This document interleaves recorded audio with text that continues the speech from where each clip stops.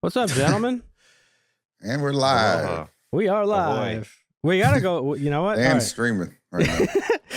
Hello, Twitch. No, We're live. we actually got to talk about that when we want to start experimenting with it.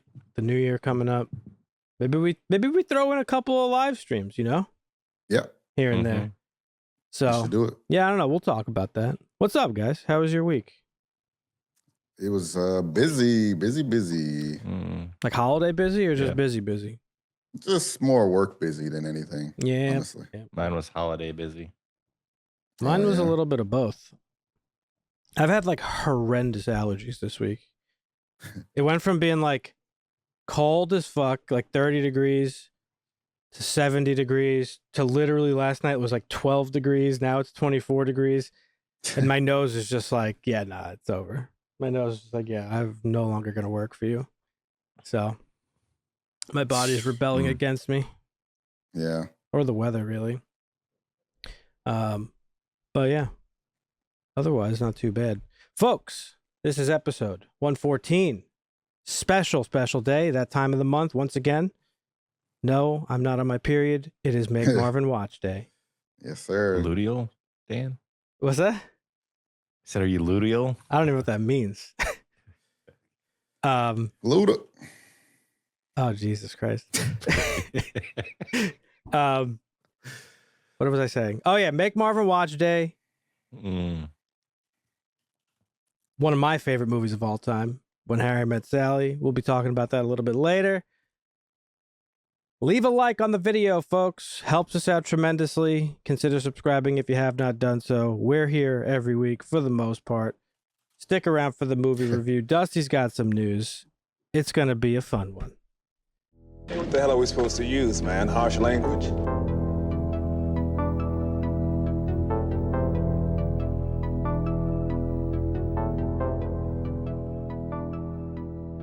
Have you guys been watching anything or what? Just the usual weekly stuff. I'm keeping up with that, at least Silo and Oh, yeah. Shrinking. I did work, baby. This week. I did. I had some catching up to do. I caught up. I had to like watch. I was like 4 episodes behind on Silo, which I don't even know where the time went that I got that far behind. But I caught up last night. Yeah, I Continues think I'm to still be one good. episode behind. One So- episode behind? Yeah. The last one we watched was she went down to get the suit. Yeah. Mm. What is on my Okay. fucking? So I list? think there's one more episode. I made my aunt start watching it. She binged like season 1 in like a day, and now she's almost done with like season 2, like caught up to where I am. So she Good, really liked man. it. Are you liking it, Marvin? I am, yeah. You didn't read the books, right? No, I did not. Did you look up spoilers on the books? Because I didn't. No, I wouldn't do that. I Yeah. would just read it. I don't want to know shit. This isn't a spoiler for you, Dusty, but the mysteries is becoming more and more intriguing. Yeah.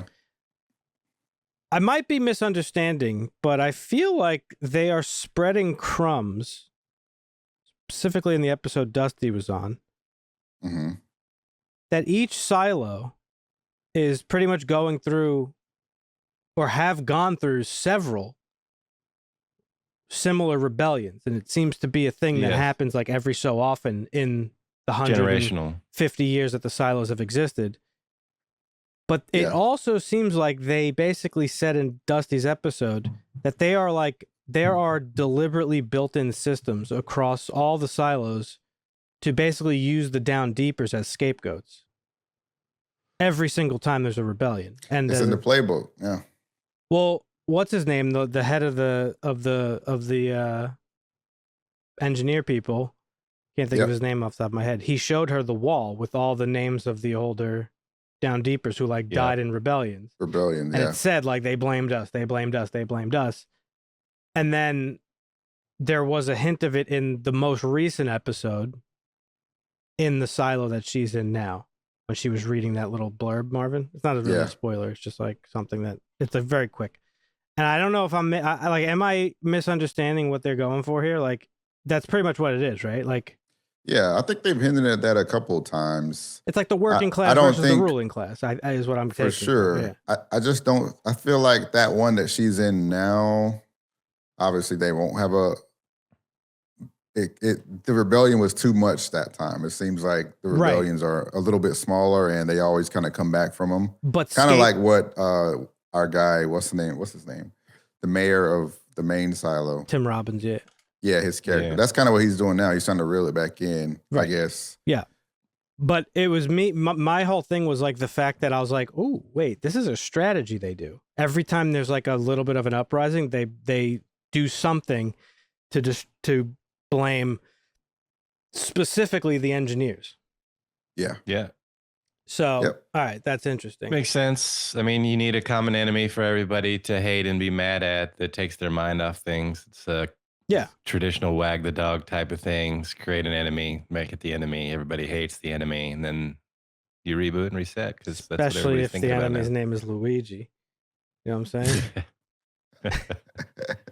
How you gonna march this Yeah. fucking dude through Manhattan like he's a fucking Batman villain, bro? Like, what are you doing? You're just making him Yeah, more it was popular. like the Joker. Fucking Mayor Adams, corrupt ass motherfucker, shows up. He's like, "Don't put me in jail." Yeah. Sense. But yeah, Silo's really good. It really reminds me of The Expanse in a lot of ways. I could see a lot of that. There's like less politics than in The Expanse, but I think it has pretty similar vibes. I gotta say, my only problem with it is Common is like, it's not a good actor. I told you. Ever since season 1, he's not great. Poor guy. Yeah. Yeah, and he plays the same character in like literally everything. He's the same guy he was in John Wick, just like He's Yeah. got some strengths probably and dressed the weaknesses. I same. thought he was really he he was really good in Hell on Wheels, I thought. I didn't even see that. Oh, I haven't seen Hell on Wheels. yeah. He does dress the same. That's so fucking funny. Turtlenecks, leather. Yeah. Oh, that is funny. I saw a funny Must be in his meme. rider. I saw a funny meme on Twitter similar about Ice-T. How he's like in fucking what was it? NYPD Blue, whatever that show is that he's in. Law and Order. Law and Order, yeah. SVU. Yeah, Law and Order. And the guy, it was like a comedian. He was like doing his voice. I don't want to do it because it's probably racist, but he was like just doing the accent and like the way he talks. And he's like, "So were you a serial killer?" Like just so dry every time. Yeah. Oh man, it's That's fucking him. funny. That literally is Common. Common's just he's just monotone. It's so funny. But I do love the show. It's great. I wonder how many seasons there, because there's 3 books, right? How many books? I don't know. I think there's 3 or 4 I read, but Let's see. Yeah, 3 books. Legacy, Order, and Pact. oh shit. Okay. I don't see a lot of people talking about this show, but like nobody watches Apple TV apparently. So everybody's Yeah, just missing I out. actually recommended this to one of my buddies too. He said he was going to check it out. We got to become like lobbyists for Apple TV. Yeah. Yeah. You know, There's some a lot good of shows people on there have you haven't seen yet. A lot of people have seen Severance though. Severance was one that seemed to have broken out of like the confines of Yeah. But I still think Severance shits on Silo. I know you probably disagree, but I don't think it shits on it, but I do think it's like better. by far my favorite show of Severance is, 2023, I believe. yeah, Severance is really, really good. It's just unbelievable how good it is. Yeah, no, Severance is very good. It's like one of the only shows I was like listening to podcasts about. Like, damn. that's how much I love that show. Yeah, So then we should cover every episode then. yeah, you should. All right, I'm down. I think they're different shows. I don't know that I would confidently say one is better than the other because that's hard to do. But I do like out of the 2, I think I probably like Severance better, but not by a lot. I like Silo quite a bit.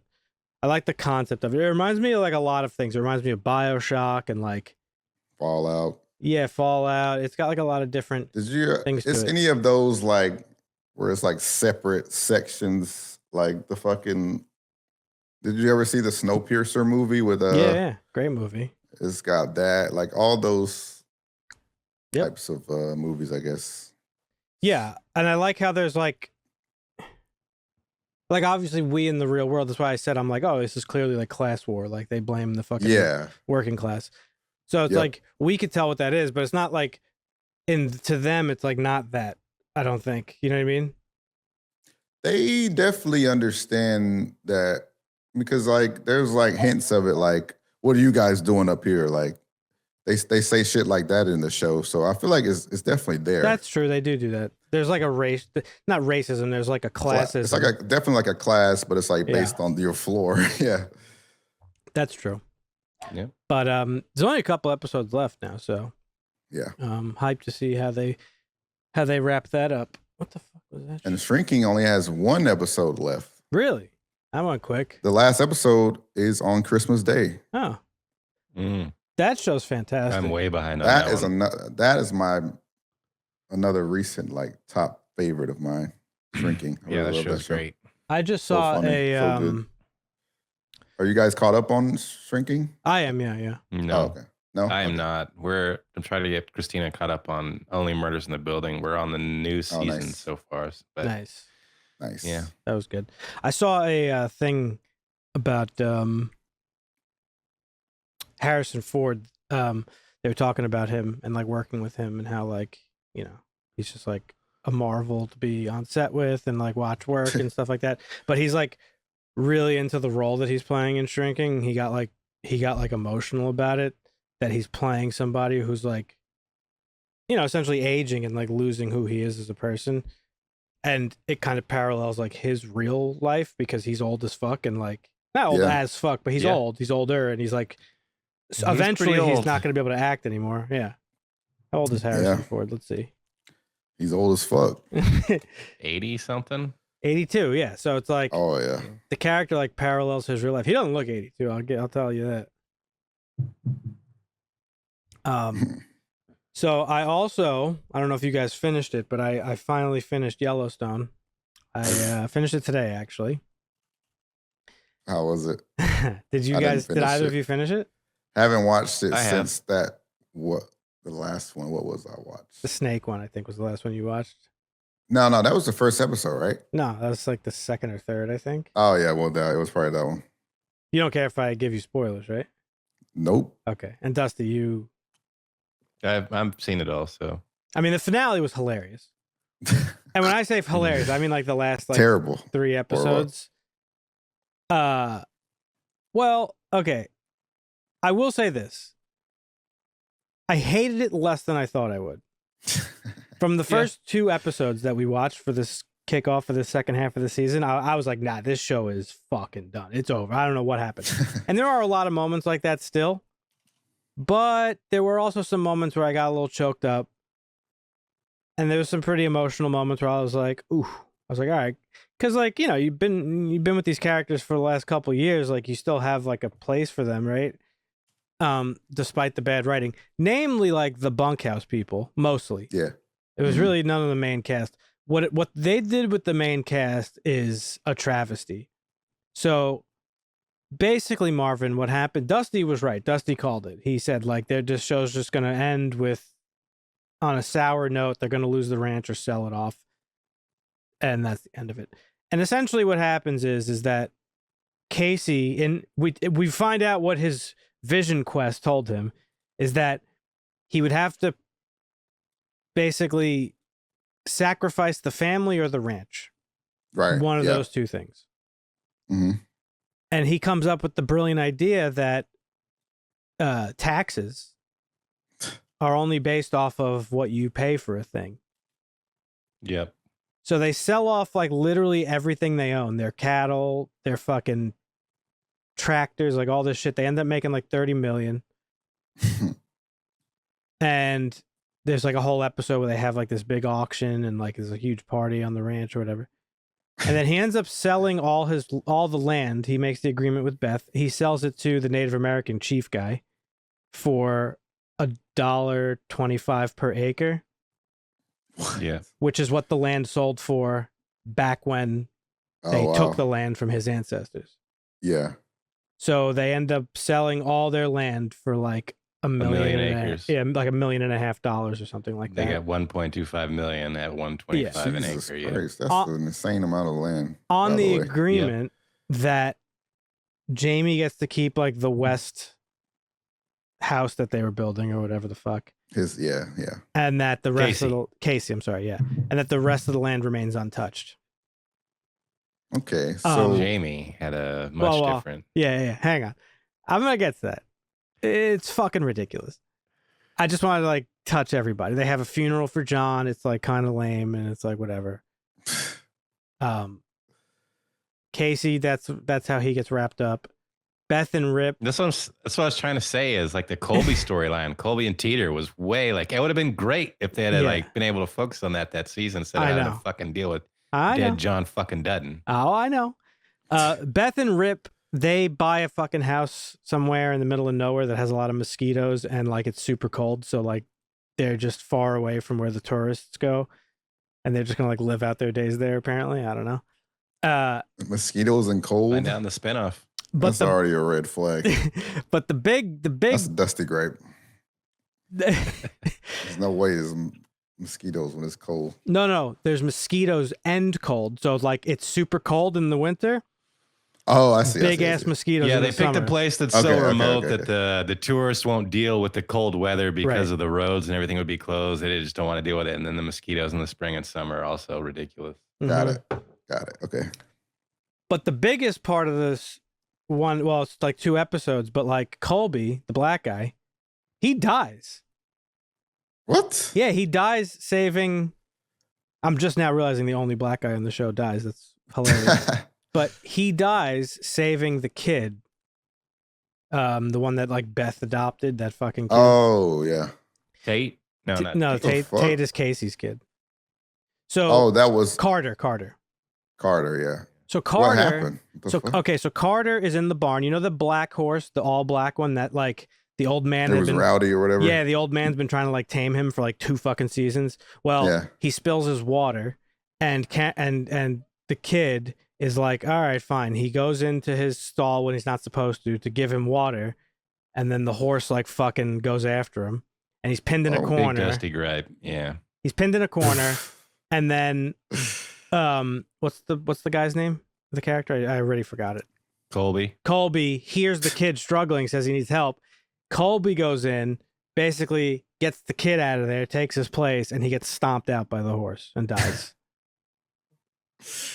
Yeah, the kid knows that the horse is a man killer and knows he's not supposed to go in there alone, and walks up and sees that the water's knocked over and says, I should let you fucking die of dehydration or whatever. Yeah. Could have gone and got somebody else, but decides to go in by himself anyways and gets himself in a situation that's dumb and gets somebody killed. It was just retarded all the way around. But yeah. So that happened. I mean, it was kind of emotional because Teeter like loved him. Like in the episode, he dies. He tells Teeter he loves her on the phone or some stupid shit.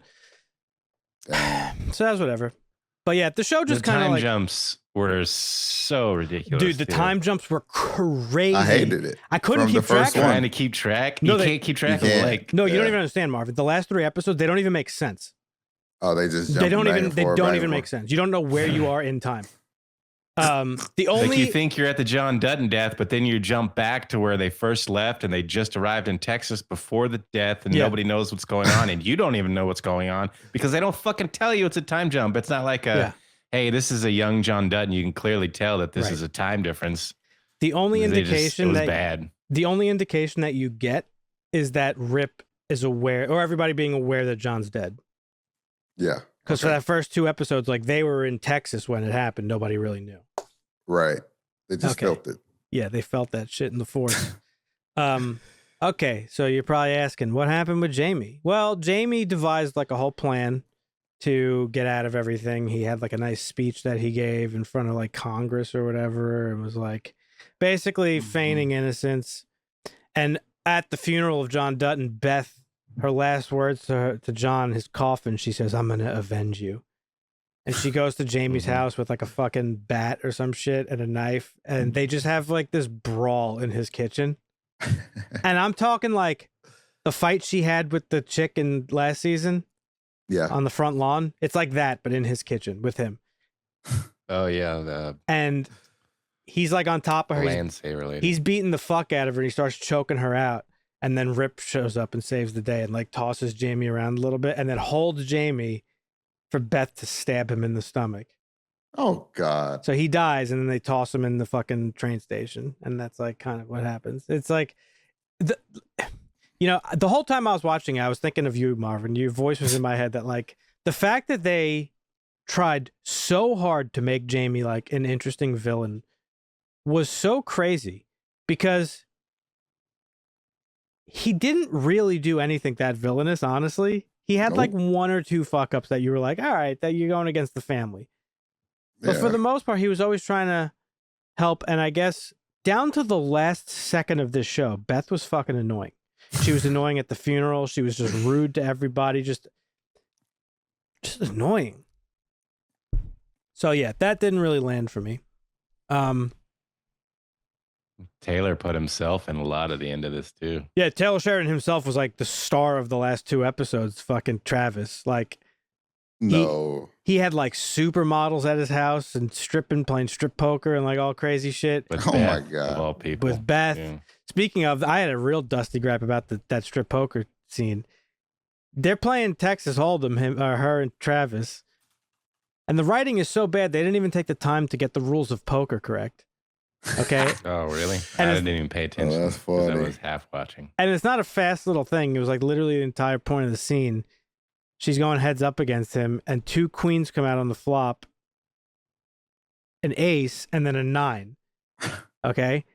So if you had a queen in that situation, so she basically flips queen 9. She had queen 9, and Travis goes, queens over 9s. But no, because there was it was 2 aces. She would have had queens over aces. And I was just like, wait, what? Yeah. I was so annoyed by it. So that happened. Oh, that's right. Yeah, that's right. Yeah. I remember that now. That's But- hilarious. There were a couple moments that got me a little choked up. The best moment of the whole thing was at the end. Actually, it wasn't even at the end. It should have been at the fucking end, but like 5 minutes before the end, there was a voiceover of what's her name? The blonde chick from 1883. Yeah. What was her name? No clue. I forget. All right, it's gonna bother me. You guys are so unprepared. No, I'm kidding. The fuck is her name? I'm terrible with names. Elsa. Elsa, yes, thank you. So there's a voiceover of Elsa, and she's like, my family decided to settle here, blah, blah, blah, blah, blah. And it was like a nice little way to like, okay, cool. The story is concluded. But then there was like 5 to 10 more minutes of the episode. So it just kind of like fell a little bit flat. I don't know. Clearly they like rushed this out. I don't know why the season was split. Do you remember why the season was split? Because I don't. Kevin Costner. No, that wasn't why. I think the Kevin Costner stuff happened while they were supposed to be shooting. Was it the strike? I think it was the strike, right? Maybe it was a strike. I don't know. I thought Kevin was being a bitch for a while. So it would have had to been the strike. I think it was the strike, and then he started being a bitch. And then it delayed the shooting of finishing of the season. So clearly they didn't get to like fully tell the story that they wanted to. It's very obvious that this was like a mad dash scramble to the finish line to just try to get it finished and out.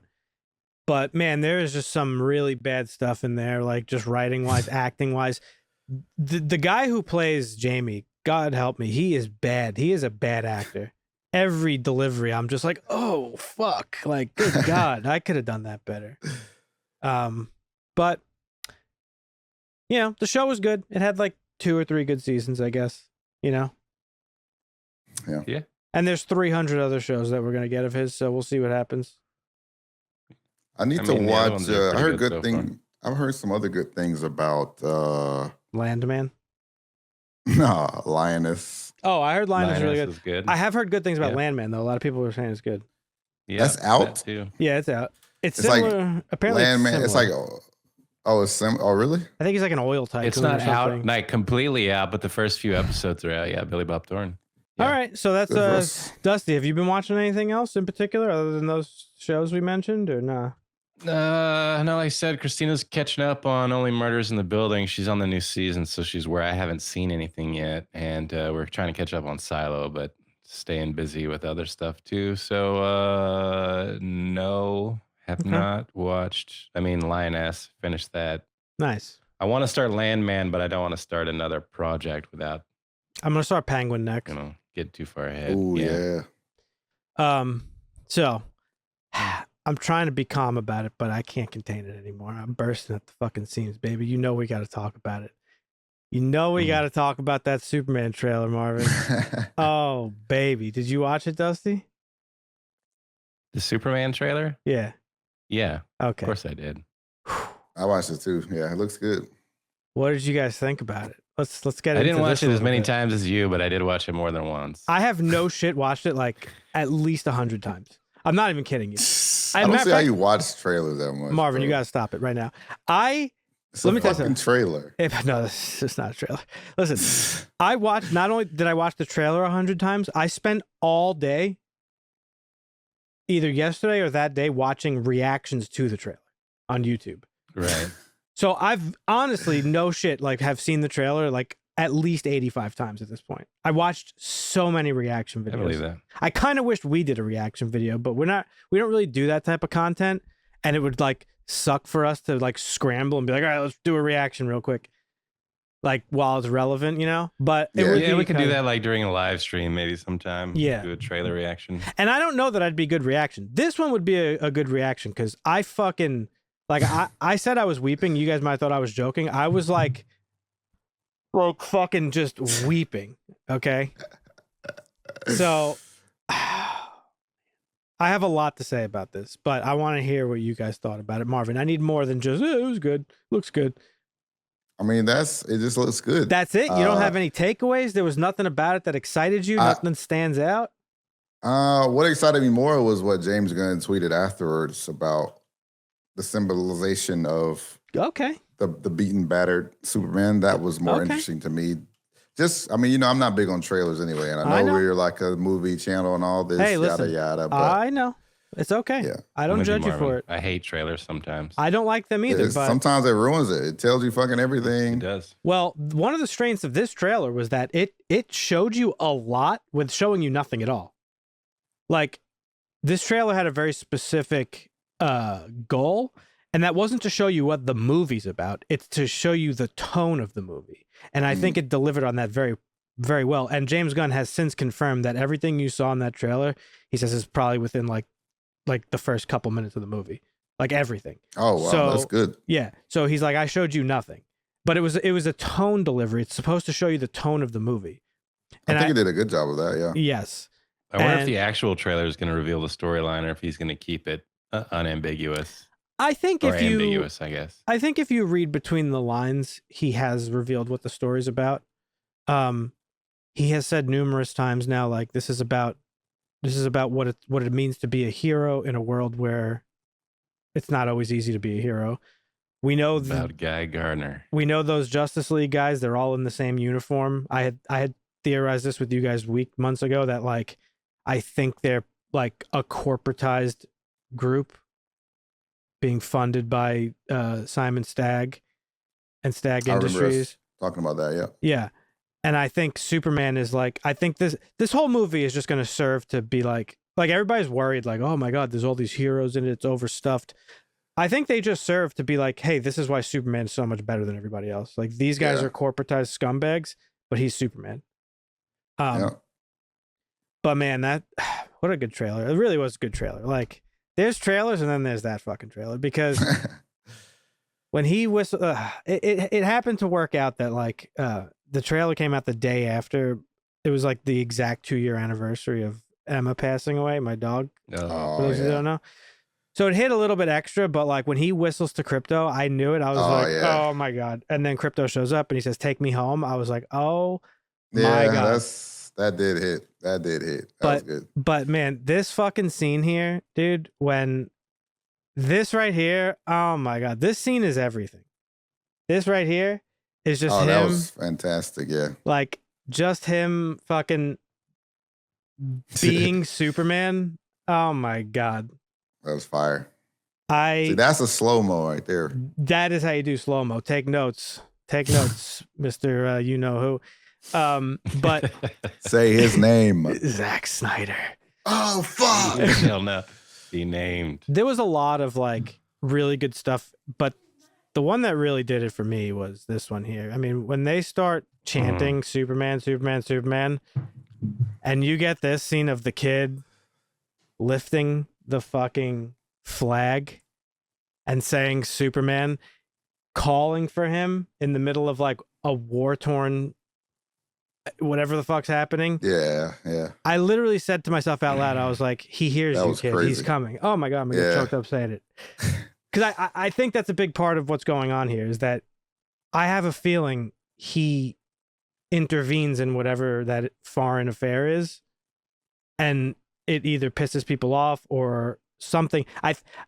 If I'm that's correct, kind of the plot, you think? Well, in the trailer, there's this trailer. You see him fly away into that shot at the end of him flying into the sky. He's flying out of the flames of that kaiju. Yeah. I think he's going to save the kid.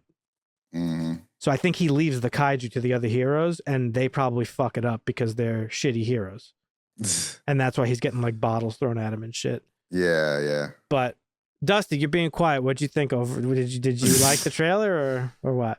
Talk. Yeah, no, it was Speak. good. I thought it was great. This is emotional, definitely. Did you cry like I did? No, my eyes watered up, but I didn't shed No. a tear. But yeah, I mean, you think the you're gonna emotion shed a of tear? it, Look at that beard, buddy. yeah, He don't cry. I don't know. Yeah, sure I do. I don't know. Maybe if we get a full blown trailer, teasers. I mean, teasers are great, but they're also terrible in that you get 30 seconds of something and that's it. So I think I like the way that they changed Corn Sweat from Clark Kent to Superman. The hair, the everything, like the distinction between the two was great. Yeah. Crypto, awesome. Yeah, I don't know. Fucking Nathan Fillion is. He looks good as Guy Gardner. Yeah. Amazing. What were you gonna say, Marvin? About the teaser point, I would just say I would prefer the short. Like I prefer when they don't give it all. I hope they don't release another trailer, but I'm sure they will just because of the marketing. They will be marketing. I just don't want to know everything before the fucking movie, before I even see the movie. Like, no, I know that sucks. Yeah, trailers that tell the entire story of the movie so you know what you're going to watch and you kind of already know what's going to happen. Those are terrible. There are good ways to do trailers that don't show much. Like we got that, I think with the Avengers, we were getting that stuff because they were hiding people in the trailers themselves. Like they were taking people out. And in Spider-Man, no way. Oh, right. Yeah. So, I mean, there's ways to, confuse the audience if you need to hide something. But can I say something? Absolutely. Sure. About our new Lex Luthor, and I already said that I wouldn't like this. I was going to glaze the shit out of him. Don't say he's bad. Reminds me of Hitman. You don't think he looks good? Let me. Can you pull it up? I sure can. Yeah. Pull it up, Jamie. What you need? This scene where he pops up. Just show me his fucking face. Yeah. All right, hang on. Here it is. There it is. Yeah, there you go. All right, run it. All right, what's up? I just want to see him. Nah, that ain't it. Nope. Oh, nah. This is crazy. This is your Lex? I actually think there's no fucking he looks way. like Hitman right there. I hate that. He does a little bit, but listen, this is what sells me. Superman flies by this motherfucker's building. Look at how much effort he's putting into being absolutely fucking. He just hates Superman. That's like, yeah, fuck this motherfucker. Like, okay, so Marvin, I have to, not to like belittle you or anything, but I don't know if you understand the character of Lex because you've only seen the Donner Superman. That's not really Lex from the comics in that movie. He is. No, I get that. But I'm saying his body shape. So you just don't like his look. His look. He doesn't got the look. I don't know. I think he's gonna be good. I think he's gonna pull it off good. Yeah, I mean, I'm not too.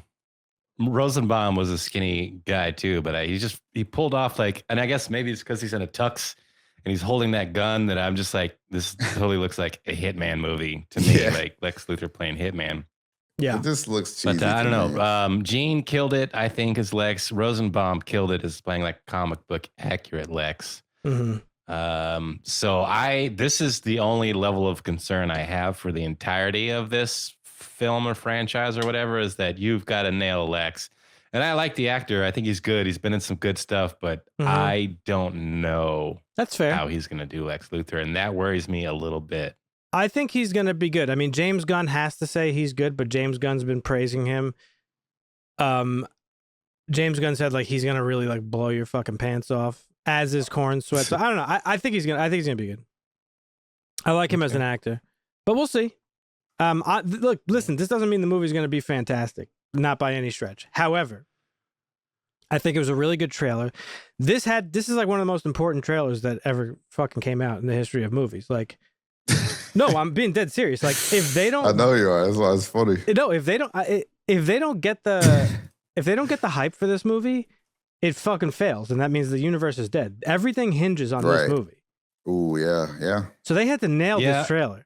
Was it Brandon Routh's Superman was like on the cusp of the social media age, so it didn't really get, even though it did okay, but it didn't do well. It wasn't hated at the same level that a Superman movie today would be hated. I remember watching the trailer for that movie on Warner Brothers fucking website when that movie came out. Yeah. So, very different now, but a lot is riding on this movie, and this trailer had to deliver. As silly as it sounds, because it's a teaser, I think it did. And also, there's some other stuff that I wanted to really talk about it. And I said this months ago, I think, we have a short about it. It's on TikTok. But the world needs Superman now more than ever. Okay? James Gunn hinted at it, Marvin. You said you liked what he said, that this bloody and broken Superman represents our country, but also the world. I think, I don't know if you guys have seen the reaction to this trailer, but it is proof of that. I don't think I've ever seen a reaction to a movie trailer quite like this. And it's not just excitement or like fan enthusiasm. It's like, it seems deeper than that. It feels like people have like genuine hope, and not just in the movie. I know this sounds silly, but like people are fucking like I swear I've watched a lot of reactions to it, and I've seen people talking about it on Twitter too. Like, there are like grown men, people who aren't Superman fans, comic book fans, like watching this and like crying, like they feel it. And there's like a palpable emotional connection here, and it's not just coming from like the hardcore Superman fans, but from like everybody who's watching it, and it kind of feels monumental. And I don't know, I just think there's like a heart to the trailer that's like resonating with people, it seems. And absolutely. Will that translate to an entire feature-length film? I'm not saying it will, but time will tell. I don't want. We did get some hints on that. We did, yeah. But hang on, I don't want to go too off the rails with excitement, but I kind of am like all in on this. I think James Gunn's gonna kill He's it. all in. I think it might be one of the best. You've been all in, buddy. I mean, he has the Guardians of the Galaxies were all great. Suicide Squad, great. That's true. Oh, I started watching Creature Commandos. That's one thing that I sat down and I watched. heard it's like, very good. Okay, it is phenomenal. So is this animation? Yeah. Yes. Peacemaker, incredible. Listen, James Gunn doesn't miss. That's the simple fact. He has not missed yet. And so, hey, my other friend, hey. What do you mean? My guy, the one you, the TikTok guy. Oh yeah, fuck that guy. So one of the things that stood out to me with this trailer is that it never shows the title of the movie. And I don't know if you guys noticed that. And I didn't, but that's it's interesting because it's not necessary, because that logo is arguably one of the most recognizable icons of human history. It stands toe to toe with the fucking Jewish star and like Santa Claus. Like it's Mickey everybody. Mouse. Yeah, everybody knows it. So the title of the movie isn't necessary. So I want to put something in context. So in 1938 is when the world was first introduced to Superman, right? The first superhero. And he didn't just set the bar, he created it, right? And every superhero we know today owes something to Superman. And over the years, he's like always maintained what he started as, which is the symbol of hope, compassion, kindness, like all that stuff we've talked about. Yep. And truth, justice, and the American way. Yeah, the old American way. And yeah. modern superhero movies, thanks to fucking Christopher Nolan, is just a lot of darkness, like grim, gritty, morally ambiguous characters. They've dominated comic book movies for years now, but Superman has always stood apart from that, and he's a light in that darkness, which is why me and so many people have a problem with the depiction of him in Man of Steel and these movies. It's just not the character. It's not what he is. And, even Marvel is a little bit guilty of the dark and gritty thing, right? Because they kind of like try to be realistic with it. It's not like depressing and morose like Man of Steel. Grounded. Yeah, grounded, right. So if we go back to 1978. Don't make me. What do you mean? I'm just kidding. Oh. Before that movie came out, the United States was in a tough spot. Like, we were coming off of Vietnam and Watergate, and there was like economic turmoil. Corporate greed was running rampant in this country, and there was like a general real thought the world was gonna freeze. There was like a real disillusionment in the United States, and people were tired and cynical, and like they wanted something to believe in. And in comes Richard Donner's Superman with Christopher Reeve. And it wasn't just like a blockbuster. It was literally like a fucking beacon of hope for people back then. It reminded people of hope and virtue and, better tomorrow. Yeah, but that's big shoes. I mean, we're not in all that dissimilar of a situation right now, societally speaking. That's where I'm going. Okay. That's what I'm saying. Now, fast forward to 2025, the world is arguably even more chaotic than it was back then. We have political divides and environmental crises and social media fucking amplifying every negative headline, and it's a lot. And here we are about to get a new Superman movie. And once again, when hope seems distant, in comes Superman, because that's what he does. And that's just what he does. He lifts the world on his shoulders, even when it's fucking dragging everybody down. And I know it sounds silly because he's a comic book character, but I feel like he's the only comic book character that transcends the comic books and like has a similar impact on our real world that he has in the comics. And like it happened even in 1938 when it came out, we just got out of World War I. And like the Great Depression had happened and everything. When Superman came out in World War II. And then right into World War II. And then after World War II, guess what? The first live action Superman came out. Like, he's been there for every like major global turmoil to bring us back. And so, I just feel like, the reaction to this Superman trailer is proof that people are ready for it. It got over 250 million views in the first 24 hours, making it the largest trailer ever for DC and Warner Brothers as a whole. Think about that, okay? Crazy. The biggest trailer drop in the history of Warner Brothers. That's all of Warner Brothers. Everything. Yeah, that's got to be up there with a Mr. Beast video as far as numbers go, though, right? What's the largest viewed 24-hour video of all time? I'm not sure. Got to be close to that. Well, it's the fifth biggest trailer. Sorry. I'm freezing. It's the fifth biggest trailer in the history of cinema itself. Okay. Ahead of it is Deadpool and Wolverine, which just came out. Spider-Man No Way Home, Avengers Endgame, the first teaser, and Avengers Endgame, the official trailer. All of these movies were billion-dollar movies. I'm not saying this is going to make $1 billion, but it's in good company in terms of most viewed trailers.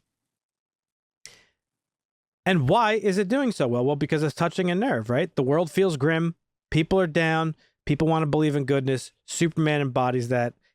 I don't think it's that like complicated of a thing. And this trailer seems to capture that essence perfectly. But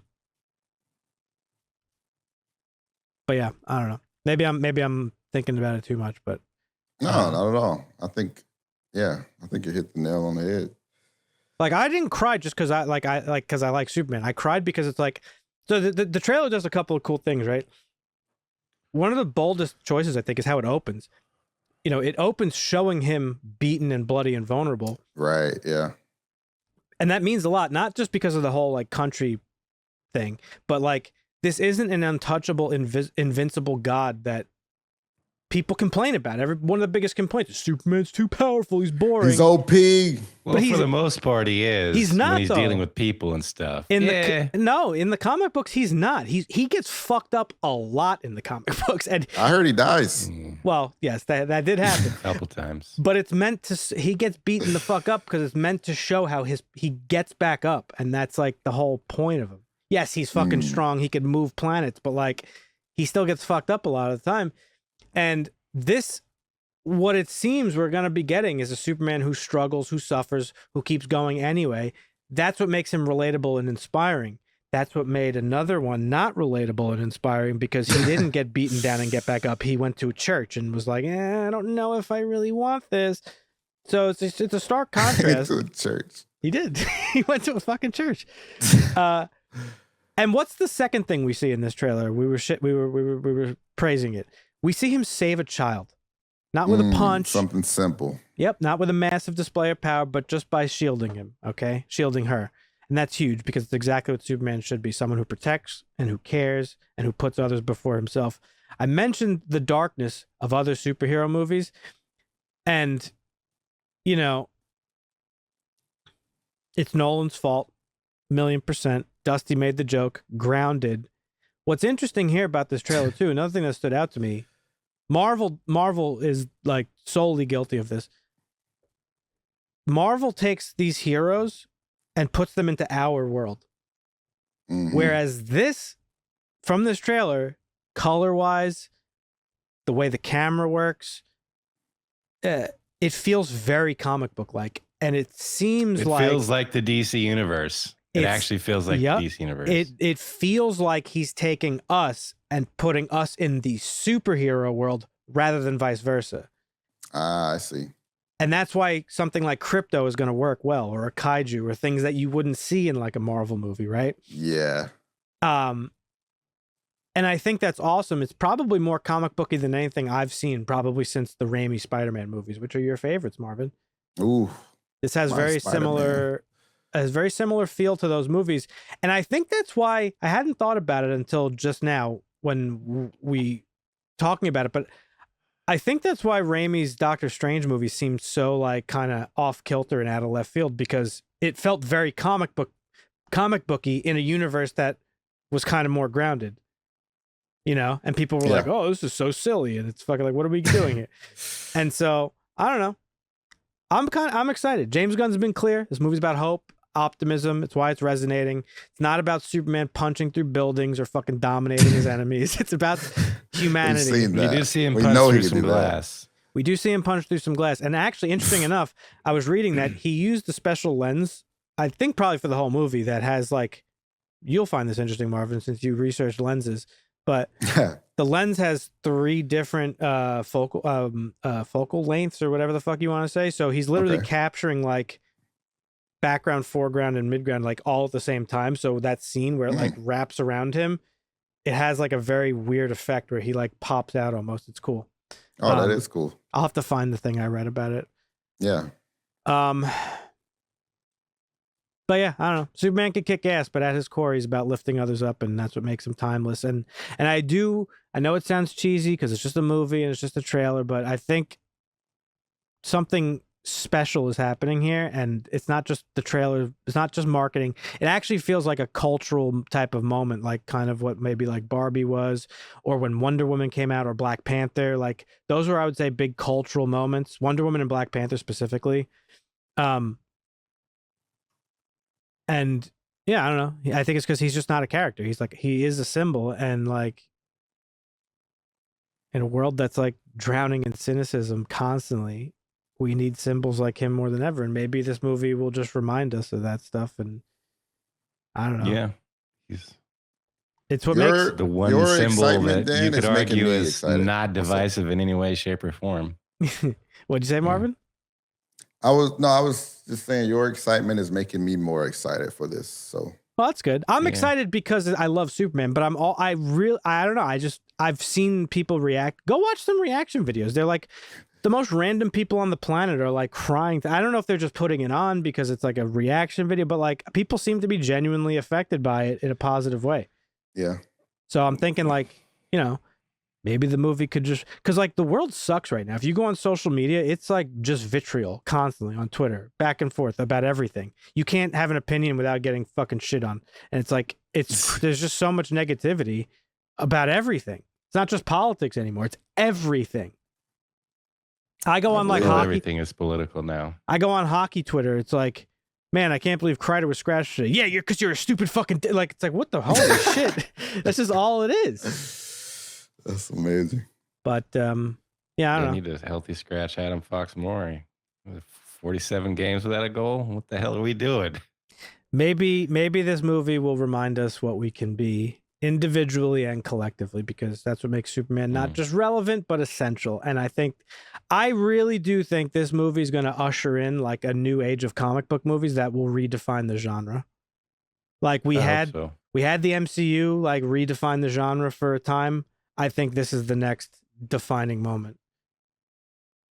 So and I like the idea of James Gunn not building a storyline in the way of the Marvel algorithm. Yeah. Like we're going to get, this is a Superman movie. It takes place in this time frame. Yep. And then we may get a Batman, I don't know if, what are they calling the Batman movie? The Brave and the Bold. What is it called? The Brave and the Bold. Yeah. Is that going to take place same timeline in the future, in the past? Like I can see him jumping around just to mix it up in the universe and the world to tell different stories from different times. Kind of like to do it in Fantastic Four, but as far as like a linear story, I have no problem with that, because I think James Gunn can, while creating all these crazy different stories of like Creature Commando and Superman and the Brave and the Bold and everything else, Green Lanterns.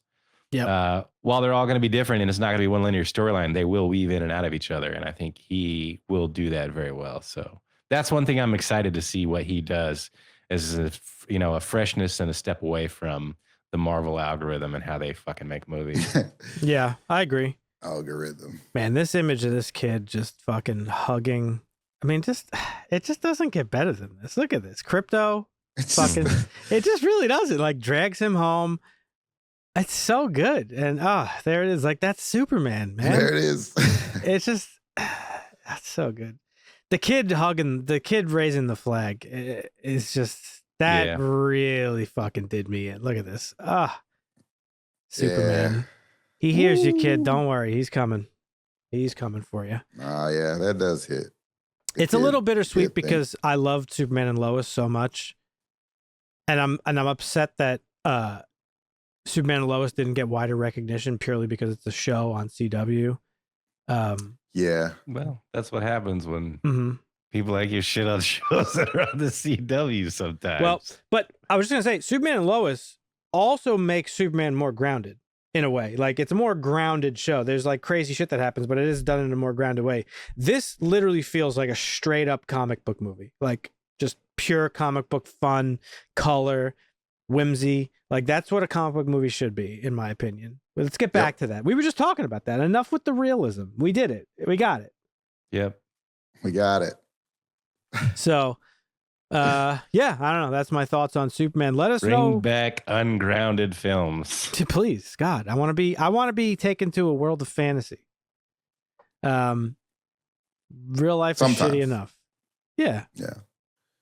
Let us know in the comments, folks, what you thought of this Superman trailer. Are you excited for it? Do you hate it? What do you think of the suit? Some people don't like the suit. That's actually the only bit of negativity I've seen outside of a certain fandom, is that the suit, people aren't too thrilled with the suit. But I think it looks good, actually, on screen. I was worried about it, but on screen, it looks good. I think. We'll see.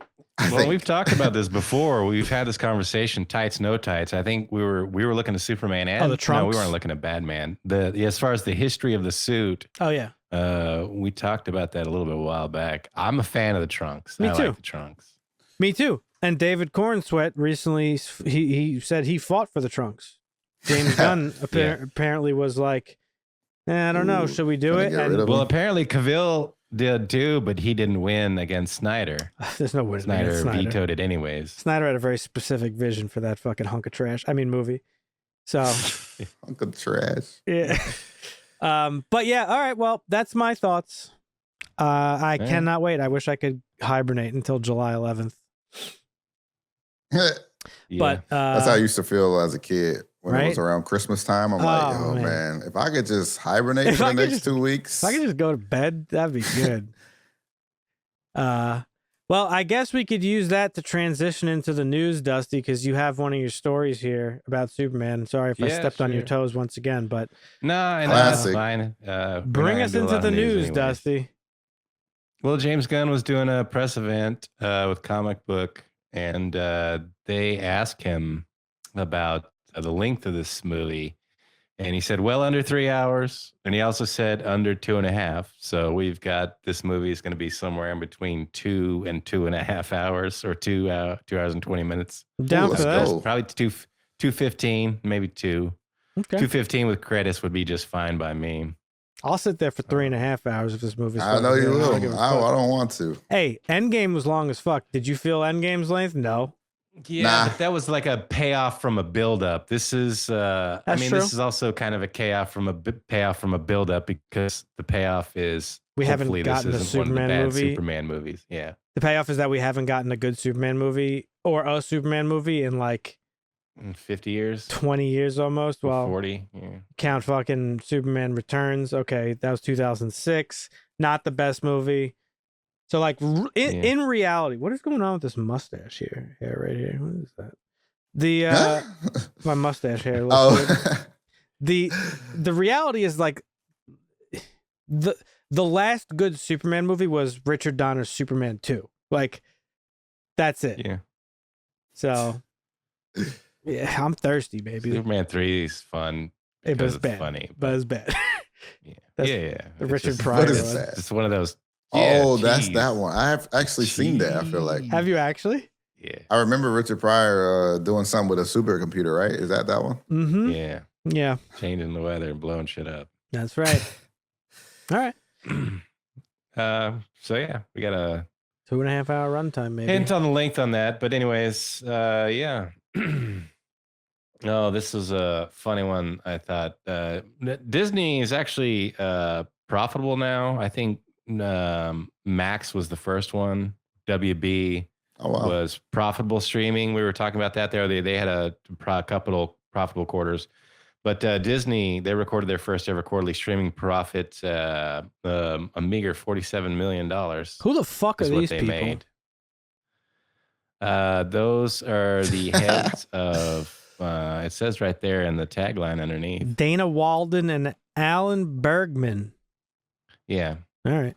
They're Disney. The co-chairman of Disney Entertainment, Alan Bergman, is the co-chairman of Disney. But he was Vulture did this piece with them, the interview, and he was talking about this and many other things. Interesting conversation. But he was also talking about why The Acolyte was canceled. Mm-hmm. We actually got like an official from a Disney head of why it was canceled, and this is it. Because it cost fucking $1 trillion and was bad. We were happy with our performance, but it wasn't where we needed it to be given the cost structure of that title. Yeah, I'm sure that's what it was. To go on and make a season 2. So basically, it didn't do well, so we couldn't afford it anymore. It was woke. You go woke, you go broke. That's what happens. Well, I mean, that one show cost 6 times I know. as much money as they profited off their streaming. Their streaming platform made $47 million. They spent like $270 million on that show. Yeah, it's ridiculous. But that's part of all the restructuring and stuff that everybody's done. There were people. I just made the joke. There were people on Twitter calling Superman woke. They were like, "This looks like woke trash." Motherfucker, Superman was woke in 1938. You fucking idiot. Dude was fighting fucking crooked politicians and corrupt fucking like mine owners and shit. Like, shut the fuck up. Go fucking take a shower. You're using the correct definition of woke, not the anything I don't like is woke. So. Thank you. Yeah, exactly. Fucking woke. Woke. There's a funny hockey woke thing that happened too. There's like random bumblefuck Canada thing, hockey team. It was televised. So there's referees and linesmen. The linesmen are the guys that call offsides and icing and like the rule breaking calls. Well, they called them lines people in this particular game. And fucking they were just like Canadian MAGA people who were just like up in arms about like, this is outrageous. It's like, what? What if there was a woman? Would you rather call them a lines woman? That sounds fucking stupid. Just lines people. Like what? True. Such a dumb thing to be annoyed at. It's just crazy. Mm-hmm. Yeah. Anyway, what else you got for us there, Dusty? Yeah. Talking about the money that they're barely starting to make these companies off streaming, they are losing money on linear TV. So we're talking about how long will it last? We're on the way out. Warner Brothers Discovery is restructuring, as well as Comcast and others. But Warner Brothers is putting their television company into one business and probably splitting the stock. They're going to do a spinoff called Global Linear Networks. This is going to include CNN, TNT, TBS, and all their other news, sports, and scripted and unscripted programming channels. Because that one they can declare bankruptcy with when linear TV finally dies. Because nobody watches linear TV anymore except old people and people at places of business, restaurants, right? And business offices have TVs on, CNN on the background. But lol. Yeah, I don't know. True. All right. I hope all these fucking companies go out of business, bro. Here's a fun one. Sony, a Japanese company. Yep. They acquired Crunchyroll in 2021. Yep. And they tripled the subscriber base to like 15 million since then. It's like $8 a month. So they're making some money off this thing. Hey, anime is real popular. But Sony had a division called Funimation, and as soon as the acquisition happened, it was a little tumultuous. There were staffers from the Funimation calling people from Crunchyroll on a Zoom call fucking pirators and thieves, because Crunchyroll started off as pirate software for anime, and they slowly got licensed and stuff to build it up. But since Sony's acquired it, they've been the leader in anime, but what is this? Bloomberg? Or is that Bloomberg? Yep. Yes, Bloomberg did this article where they've interviewed 18 former and current Crunchyroll staff, and they're like, "Yeah, it sucks, man. Sony, their position is that anime is just for kids, and like we're losing fucking subscribers. We're not getting anybody. They're changing the way we're gonna do things." Like, it used to be a happy place, and now it sucks. They fucking turned it into a corporate hellhole where it sucks your soul out of your life. And that's crazy. Anime's for kids. Corporate America ruining another thing. Corporate America ruins everything. Corporate America is the reason why the word woke is so fucking predominant. Because corporate America is pandering to all these fucking, like, you know, marginalized groups and stuff. But not in a way that like is meaningful in any way. Of like, here's actual representation. It's like, ooh, how do we profit off of this? How do we make a little bit of money? Oh, let's have fucking celebrities dancing around with Pepsi cans and saying they're gonna fucking save the world or whatever. Remember that with the fucking George Floyd protest? There's like Pepsi commercial. Yeah. Yep. That's why people get mad about woke shit. It's not about like they don't care if fucking trans people exist for the most part. It's always that's what they don't like, is like, don't sacrifice the fucking quality of a thing that I like to fucking squeeze in your fake ass message. I don't want to use the term because I hate that guy, the woke critic, whatever. Not the woke critic. Fuck's that guy, the critical drinker. I hate the message, but like, don't try to sneak in some fake bullshit to pretend you give a shit about marginalized groups. That's why people get mad. And that's why we got a buffoon on fucking TV going, woke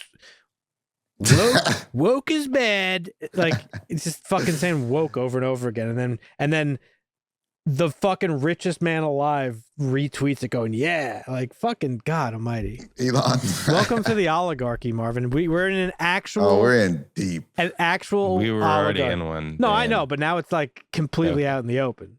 Trust me, I know. Well, yeah, it's been out in the open for a little while, but yeah. I just thought it was wild that like Sony is a Japanese company and they're like, anime is for kids, you know, like what is wrong with you? Yeah, that's wild. How did you lose your way, Sony? Of course, we do know that Dan's not a big fan because they don't make good comic book movies either. We talked about, or did you guys talk about the Raven? Yeah. We talked about it last week a little bit. Yeah. Just how bad it was doing. It's a bomb. At the end of the movie, I found out he says it's Craven time, apparently. No. I watched it.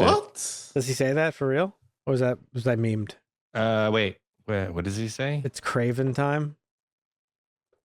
I don't know. He might say that at the end. I don't think so. Well, you watched it. Was it terrible? How bad was it?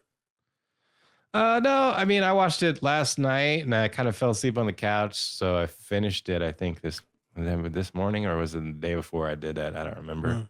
But no, I mean, it's not terrible. He does a great job playing Craven. The storyline is so vanilla that it's not that good of a movie, just because it's just like, right. It's predictable and vanilla, and it's just, I don't know. But yeah, I mean, he did good.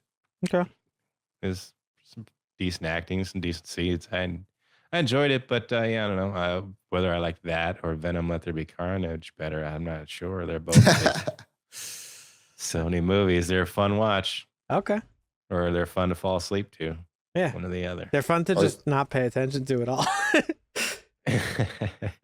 I've been falling asleep on the couch too. It's nice having a comfy couch. Oh yeah. Oh yeah, it is. Marvin, there was a whole year of my life where, probably longer, where I didn't sleep in my bed. Like I would just sleep on the couch every night. I'd just fall asleep watching TV and stuff. Yeah. And that'd be the end of it. It's great. Honestly, it's fucking awesome. Yep. That's the homeowner life, Marvin. Night, actually. Good for you. Mm-hmm. Kicking kids off you kick any kids off your lawn yet or what? Nah. Okay. Nice. All right, what else you got for us, Dusty?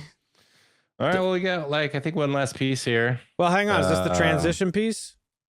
Yes. Oh, okay. Let me jump in because I got a couple things that I wanted to bring up. Nothing huge, just a couple little things I noticed. Apparently, there's a new Anaconda movie coming out with Paul Rudd and Jack Black. What the fuck? Yeah, but it actually sounds. Where is Ice Cube? Hang on, though. Listen, follow me here. I don't want to see no fucking. That's what I'm talking about, Marvin. The film follows. This is bullshit. This is woke. Now this is woke. The film follows a group of friends facing a midlife crisis who decide to go to the rainforest and remake their favorite movie from their youth, Anaconda. So this is that's gonna be funny. This is kind of a funny premise. Yeah. Okay, Paul Rudd's hilarious. Jack Black's hilarious. So I'd be interested in seeing that.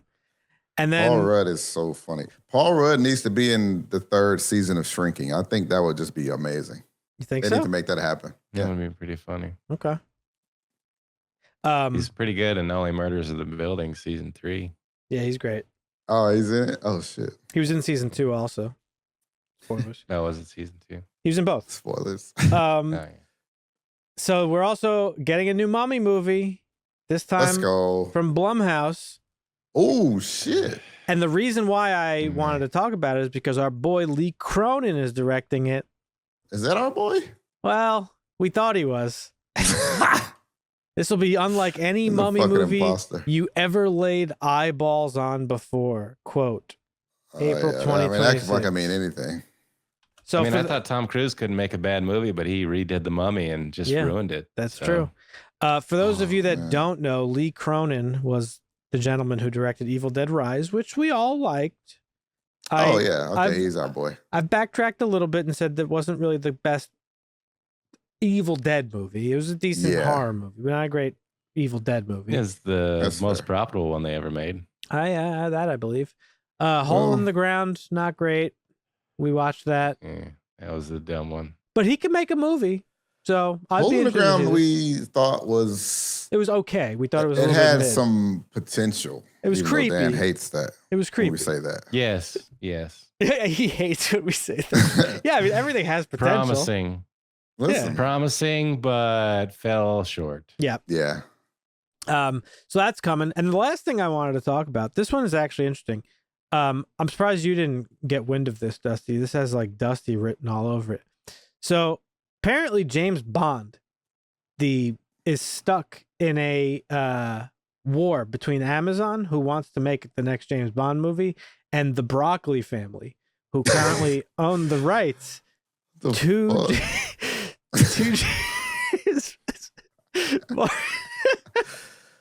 Oh my God, that's crazy. Stop. Oh my God, that's crazy. Oh, fuck, I'm too tired for this. All right, get it together, Dan. So apparently, they're they're just like these talks are deteriorating between the two. So the production of the next Bond film is halted. So Barbara, I hadn't heard anything about. I mean, they said they hadn't even started looking for a Bond yet, so I hadn't really been paying close attention to the talks until they pick a Bond. That's when I start paying attention. But yeah, interesting. Well, Barbara Broccoli, who inherited control from her father Albert Cubby Broccoli, is hesitant. Barbara Broccoli. Albert. Barbara inherited control from her father Albert. She's hesitant to trust Amazon with the Bond character, fearing their algorithm-driven approach is not going to be good for the character. That's fair. So for those of you that don't know, Amazon acquired MGM for $6.5 billion, basically with the sole purpose of acquiring the Bond franchise. That's why they bought MGM, because MGM owned Bond. So Amazon wanted Bond. Oh, that's wild. So they wanted it that bad. That's smart. I mean, it is smart, but that's crazy. 30 movies, Marvin. And they're never going to stop making them. Huge franchise. So I can't believe Amazon got beef with the Broccolis. I know, right?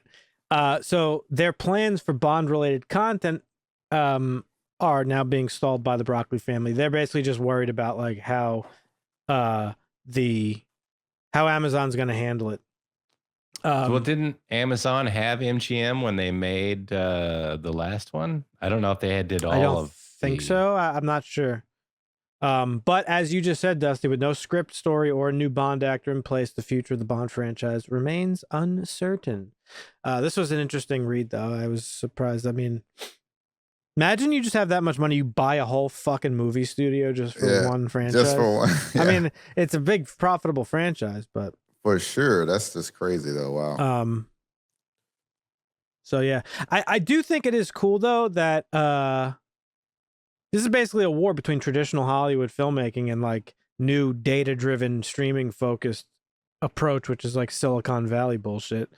Yeah. And it's cool that there are people who are like old school Hollywood, like being like, no, fuck your bullshit, because it'll probably be bad if Amazon makes a Bond. Let's be honest. Like, you think so? Yeah, I mean, they use these algorithms, bro. They use algorithms to be like, people will like this, and then they never do. Oh, like no. I thought you were saying like just to gauge like I don't know the interest exactly. of like a franchise or something. I mean, no. Because Amazon has had some good stuff, right? Amazon did Fallout, which some was good great. Stuff. Yeah. I don't know what else. I can't remember Amazon Prime show. I don't know exactly what else they did. Dark Matter, people say that was good. I want to say. I did hear Dark Matter was really good. Yeah. I don't know. I mean, I don't know. They got some misses. Yeah, for sure. I mean, yeah, I don't know. So the last James Bond was No Time to Die in 2021. Amazon bought MGM in 2022 for $8.5 billion. But yeah, Amazon's put out some good stuff. The Jack Reacher is Amazon. That's true. The Jack Ryan stuff is Amazon. Sean Krasinski, that's good. They've got, they've got some misses too. They've got a couple Billy Bob Thornton shows that are really good. Like I don't know what this is, some behind the scenes stuff. Their algorithm, your show, Dan, is Amazon. Sneaky Pete. Oh yeah, Sneaky Pete was great. Yeah. Forgot about that. That's show. Amazon. That's still on my list from 18 years ago. It's a great show. Better watch it. Yeah. All right, Dusty. But I don't know how much the James Bond franchise is worth, because it's got to be worth that alone, like as much money as those movies have made. How much is the James Bond franchise worth? There we go. Now we're talking. James Bond franchise is worth over $7 billion at the box office. And they bought MGM for $8.5 billion. So that's basically they paid. So they paid less than they paid $2 billion extra to get all the extra stuff from MGM. Yep. But they basically bought James Bond. That's basically what they did. Yeah, well, they also get, what else do they get with Bond, MGM? I mean, they get fucking a lot of stuff. There's a whole bunch of stuff. Yeah. Is Bond one of those timeless things like where they could keep making them forever? are people going to get sick of Bond? No. Well, they're in the, Nah. the flux of how woke do they want to be? Do they want to cast a black man as James Bond and break the mold of casting white British dudes? Do they want to cast a black woman? They got to do a white the woman search for first. Bond right now is really heating up on who they're going to cast. Is it even going to be a British person? Could they get an American minority person? If they to play cast a James Bond? woman- Would that be Shit. okay? Okay, so Marvin, James Bond is the man. 007 is his code name. Right.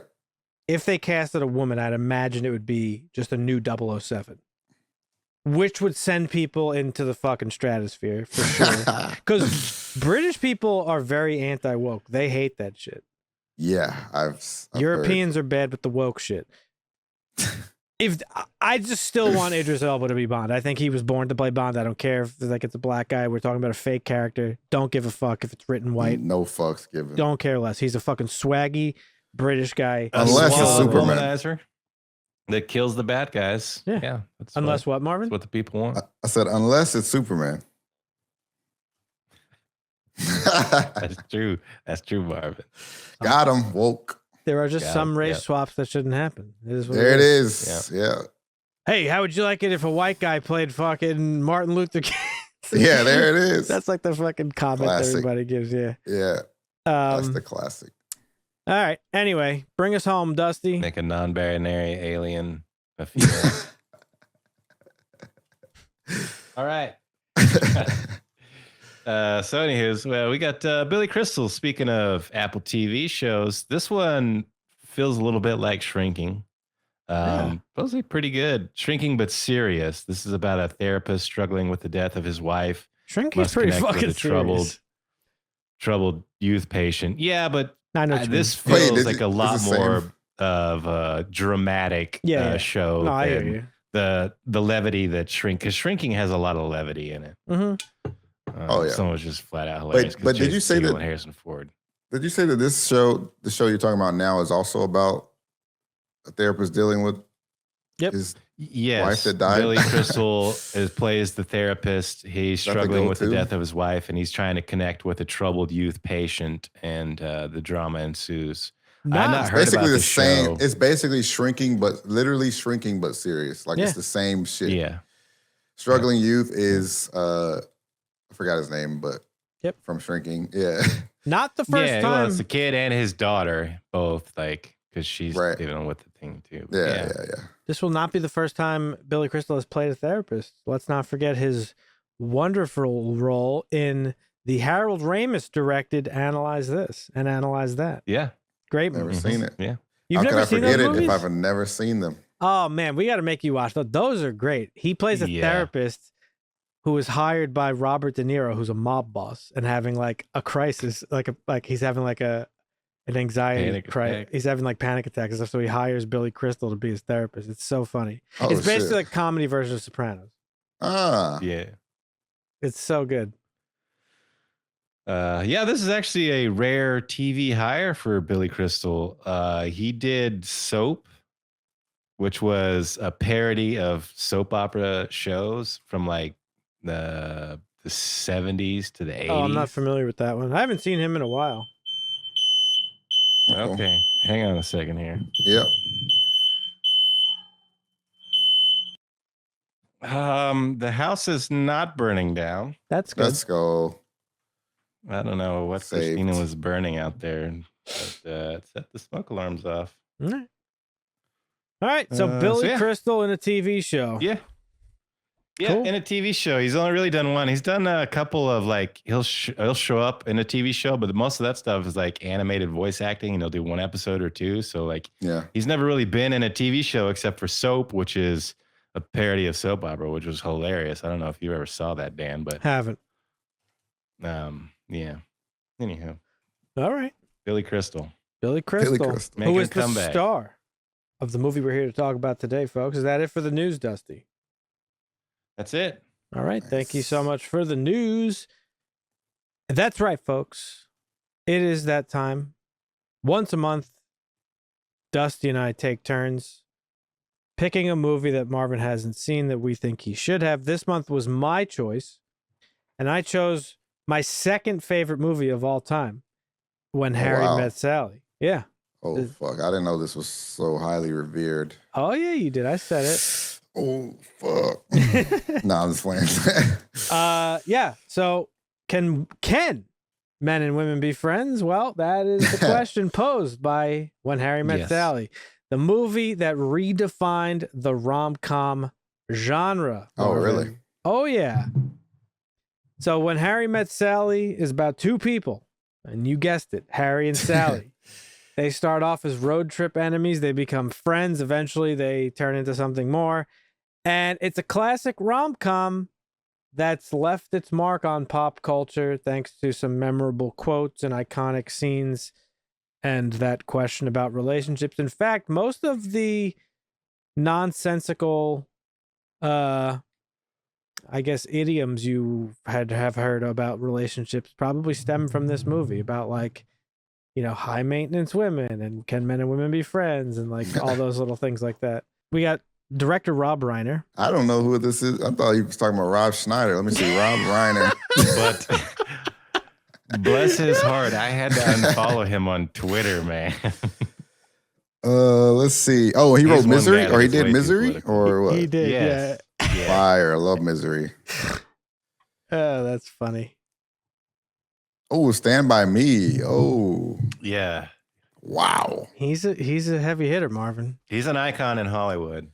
He also played Meathead in All in the Family. Yeah. Yeah. Are you familiar with that show, Marvin? I mean, I'm familiar with it, but I didn't really watch it. That's He played the hippie son-in-law that was always like getting into it with the conservative, like racist dad of the show. Okay. Yeah. Yeah, he's a heavy hitter. I thought you were talking about Rob Schneider. That's so funny. Yeah, and it was written by Nora Ephron, and she also is kind of like a heavy hitter back in those days. She's written a lot of popular movies back then. You've Got Mail, another movie with Meg Ryan. Oh, another one I haven't is one seen. of them. My Blue Heaven. She's got a couple of bangers there. But damn, there's a lot of movies I haven't seen. Yeah, Christina actually thought this was one of the Tom Hanks movies. I was like, no, this is the Billy Crystal one. So yeah, so we got Billy Crystal and Meg Ryan starring in this, as well as Miss Carrie Fisher, who's great in this movie, and Bruno Kirby.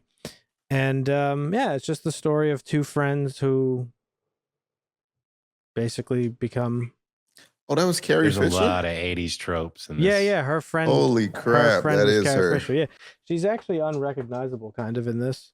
Literally unrecognizable, but that's only because I know her as Princess Leia. So Yep.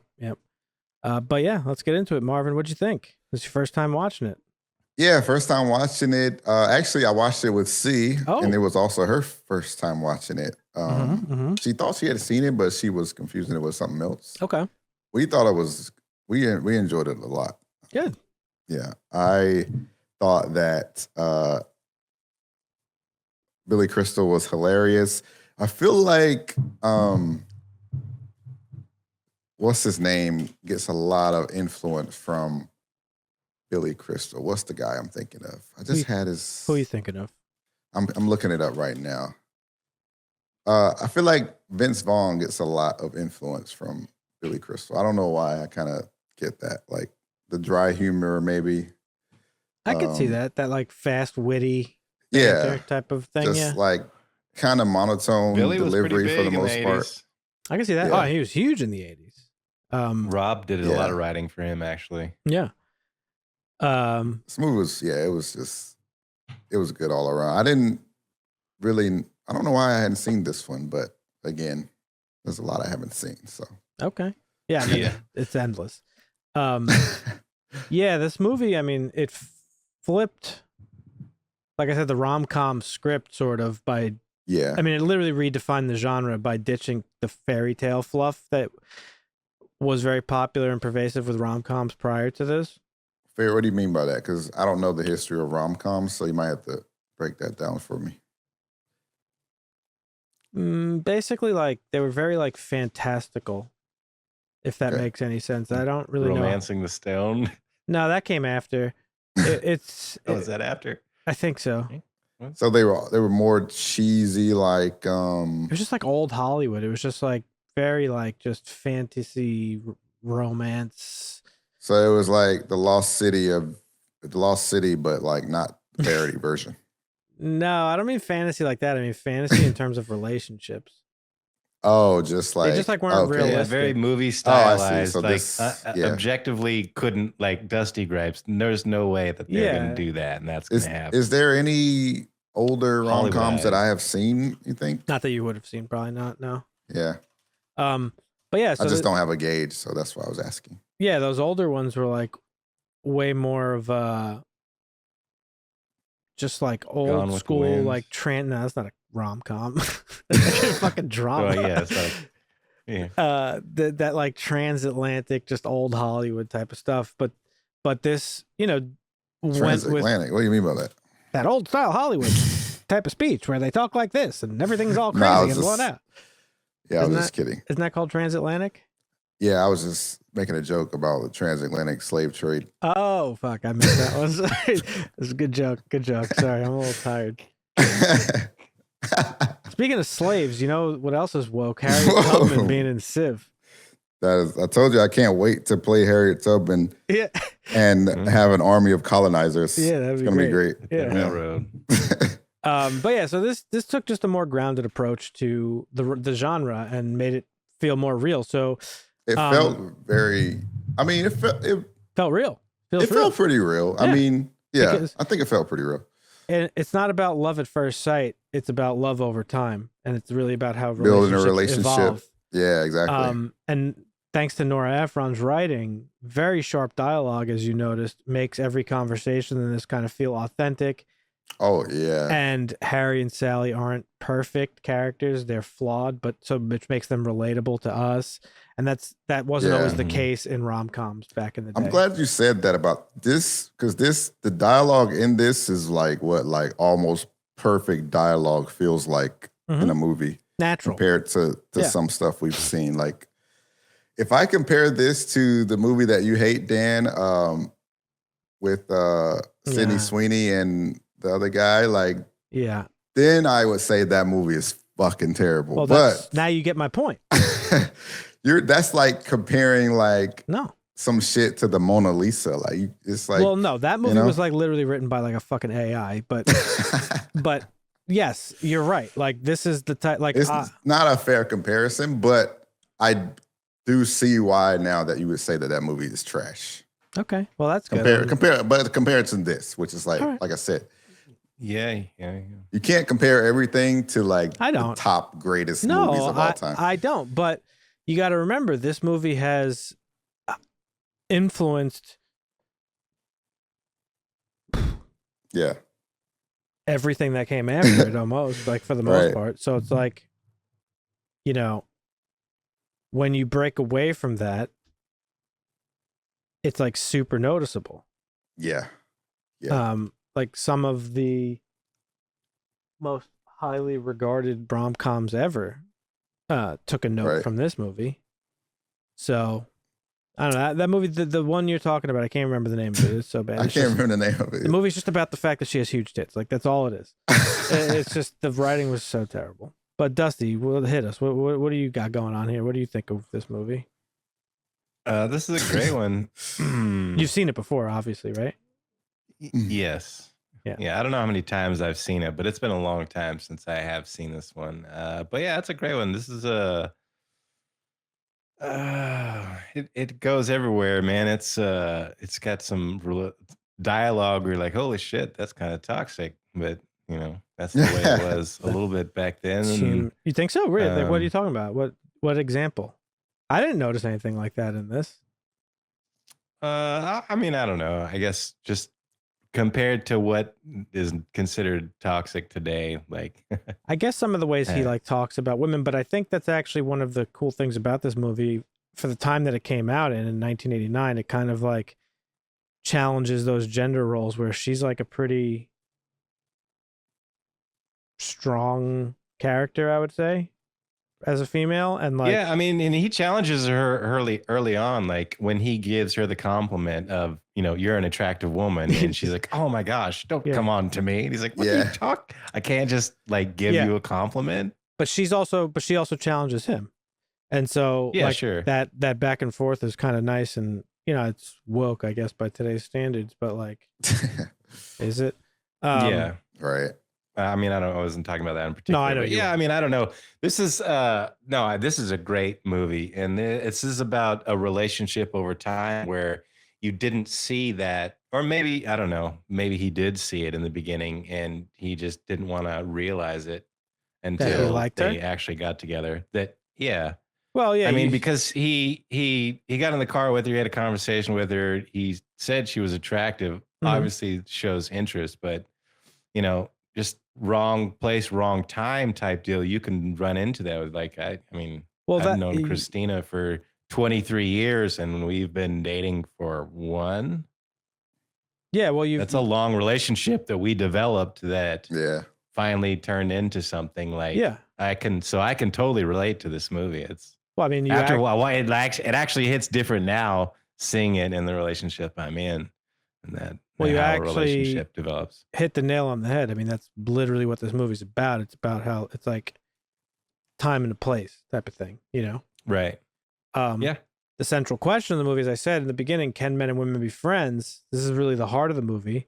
Harry thinks friendship between men and women is impossible because the sex part always gets in the way, as he says. And Sally believes in platonic friendships. Over time, their relationship puts both theories to the test. And the movie doesn't really give a clear answer, but it does make you kind of think about it. And that's actually, I didn't really think about that. Like, that's a good point that it kind of answers it by saying, like, I guess they can't because they ended up dating at the end of it all. So it's like, can they, like, even after all that time, eventually they weren't just friends. So, I would say the movie does a really good job of making you question it. Yeah. I myself have questioned it in my real life. I could tell you that I don't have any female friends that aren't married. Or in some sort of relationship. The same for me. I think there's something to it. I don't know. I mean, one of my oldest best friends is a woman. She's the same age as me. We've known each other since we were 4 years old. She's like a sister to me. We've been friends, platonic friends, our whole lives. There's outliers. And I don't think it's unique to men and women specifically. I think it's just like, can two people who are like generally attracted to that other person, like, and archetype, both single. Yeah, and both single, can they be friends? Yeah. But I do agree with him in that, sex, if it's like acquaintances, like, if I were friends with, C through Marvin, that's like, I could be friends with C, and that's of course. Totally like, absolutely. Yeah. So like, he's like, oh yeah, there's the exception to the rules that we talked about the first time. Well, but there obviously are, but like single individuals, can a man and a woman be friends and it not be anything more than just friends? Well, the thing of it is that if, Marvin and I, if I was gay and Marvin was gay and we were just like getting along. I don't know why I'm laughing. Because you just get along with somebody, you eventually just have feelings for that person because you get along so well. The only thing stopping Marvin and I from fucking is that we're straight. You know what I'm saying? That's what it is. Like, so if a guy and a woman who are straight are friends, they're getting along, like, eventually the feelings are going to come. That's just how it works. Right. I think. Not to say there's no outliers, because there are for sure, but it's tough. So, I mentioned this movie has some like culturally impactful moments in it, and you can't talk about this movie without mentioning the diner scene, which is pretty hilarious, where she showcases what a fake orgasm is like in the middle of. Oh my God, that was so funny. Cat's delicatessen. That's actually Rob Reiner's mom, who's the woman who's like, I'll have what she's having. Yeah, that was hilarious. But that's a really iconic moment in this. All the split phone call on the split screen phone calls to show how their connection deepens. I love those. I love how that's shot. And then of course, like the documentary style interviews with the real couples, that's like really kind of like got a lot of heart to it. Those are all cute. Yeah, those were good. And then there's obviously that last scene, which is the big, and that's like a staple of rom-coms, is like these are the things that like these are the things that this movie invented. It's like the build up. Oh wow. Okay. They kind of like get together, but then the guy fucks up and has to like win her back, and then there's the big payoff at the end with like the big speech and like, you know what I mean? Yeah. No, that's crazy. They all do that. Like most rom-coms that I've seen, modern ones do like it's like the playbook. Oh yeah, absolutely. If you aren't doing that, you aren't doing a rom-com. And that's part of the and that's part of the fun of watching rom-coms, at least for me. Like, you know what's going to happen. So, but it makes it fun. But yeah, I don't know. The documentary style interviews I think are great. I love that part about it. That was fun. The chemistry between Meg Ryan and Billy Crystal is like next level. Kind of crazy in this movie. It's hard to even like, I don't even know of another example where like chemistry was this good. Maybe like Eternal Sunshine between Jim Carrey and that's a good one. But like Meg and Tom had some pretty good chemistry. They did, but not like this. I don't know. This just felt so natural.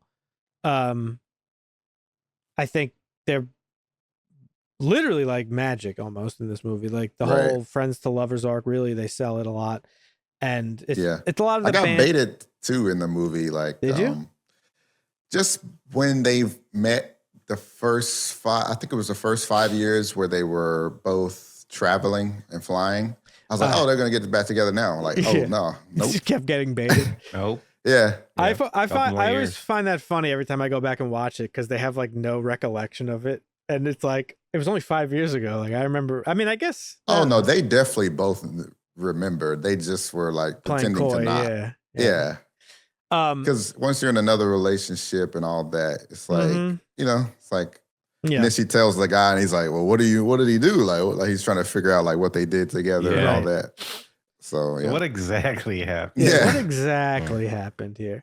But yeah, so we briefly mentioned it, but at its core, it's about love and timing, and exploring how relationships succeed or fail depending on where you are in life. And those like I was saying, the challenge, the movie like kind of challenges gender roles in relationships, because they both learn from each other, and they learn from each other in ways that go like beyond romance. Like, that's what I think is a cool standout about this movie, is like there's a large portion of it about them growing as friends. Yeah, and people and not just the romance part of it. Like, the romance part is almost secondary in a way. For sure, yeah. So I've always appreciated that. Yeah, one standout referencing that would be like after they had the fight on the stairs. Yep. Yeah, and he like apologizes, and it's like a big thing. Like, they didn't just fall out again. They kind of like reeled it back in. Yep. To exactly continue their like friendship or whatever. 100%. Yeah. And honestly, I mean, this is a movie that I fucking it's almost like the blueprint for like my real life relationships. Like, I almost refuse to even entertain the chance of a relationship with somebody unless I'm like friends with them first. It's just like I feel like it's you have to be able to communicate comfortably with and sometimes offend a person to really get to know them and them get to know you, until you're like, okay, these are the lines that I'm acceptable of dealing with. These are the ones I'm not. Yeah, it's totally. I mean, for sure. What were you gonna say, Marvin? Damn it. You don't remember. It's over. My bad, Marvin. No, you're fine. Nah, you're good. But yeah, so go ahead. No, it's just it's a really good story. Yeah. I think they both did a really good job.